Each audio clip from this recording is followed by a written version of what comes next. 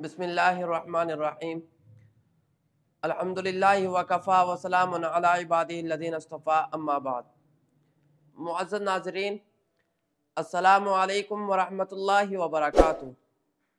आरिफी media services YouTube channel में आप हजरात का खैर मकदम है।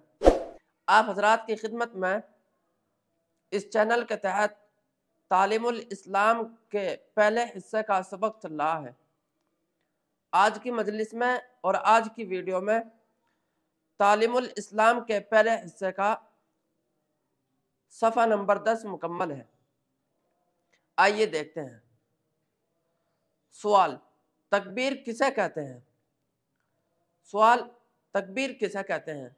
जवाब, जब नमाज के लिए खड़े होते हैं, जब नमाज के लिए खड़े होने लगते हैं तो नमाज शुरू करने से पहले एक शख्स वही कलीमे कहता है जो अजान में कहे जाते हैं, उसे इकामत और तकबीर कहते हैं। तकबीर में हय्याल अल फलाह के बाद क़द क़ामतिस सलाह 2 मरतबा अजान के कलीमों से ज़्यादा कहा जाता है। सवाल, तकबीर किसे कहते हैं?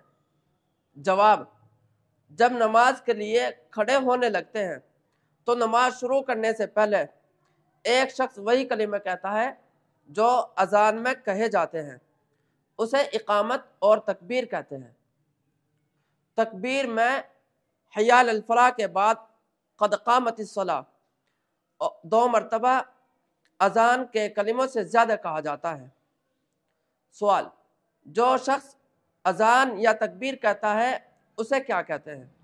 सवाल, जो शख्स अजान या तकबीर कहता है उसे क्या कहते हैं? जवाब, जो शख्स अजान कहता है उसे मुअज्जिन कहते हैं और जो तकबीर कहता है उसे मुकब्बिर कहते हैं। सवाल, जो शख्स अजान या तकबीर कहता है उसे क्या कहते हैं?